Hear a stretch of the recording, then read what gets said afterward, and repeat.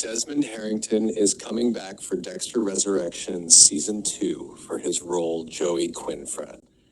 And right now, most fans seem to believe Quinn's role is obvious, that he's simply going to replace Angel Batista, another detective, another investigation, another character slowly reaching the same conclusion about Dexter Morgan.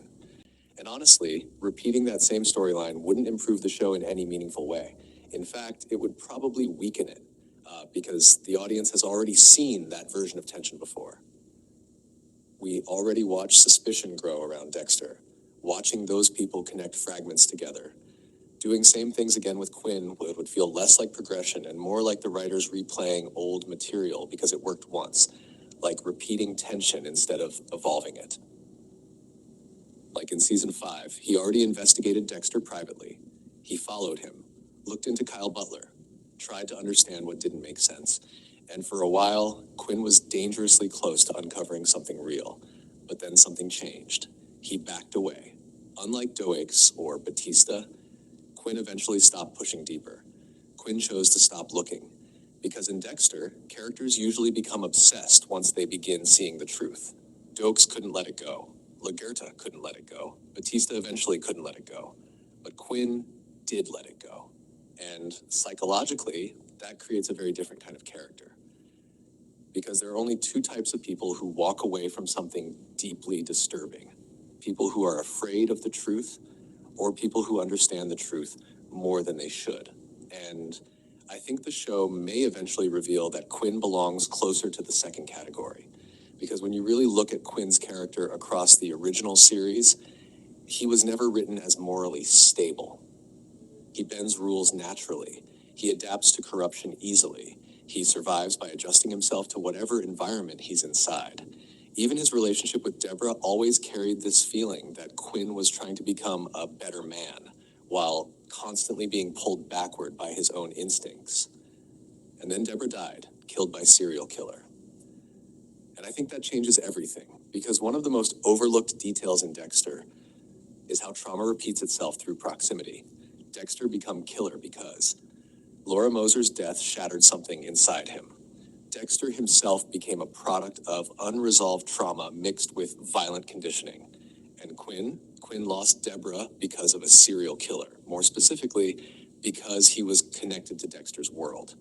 That kind of loss does not disappear cleanly, especially for someone already psychologically unstable beneath the surface. And this is where the theory becomes interesting. Not because I believe Quinn secretly spent the original show murdering people in the background. That would be unrealistic. But the 10-year gap between the original series and New Blood changes the equation completely, because we know almost nothing about what happened between those years, who or what Quinn became during that period.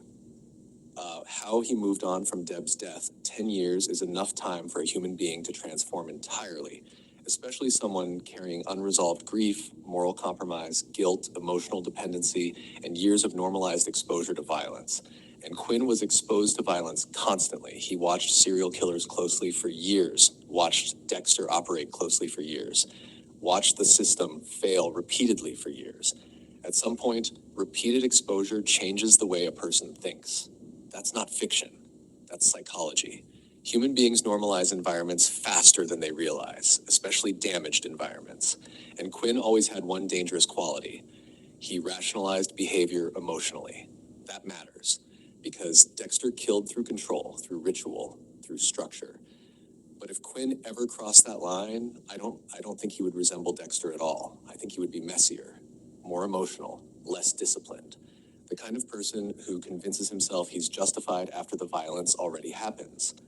And honestly, that would make him more human than Dexter ever was. Which is exactly why the idea can work so well for Resurrection. Not because it creates a shocking twist, but because it evolves the world naturally.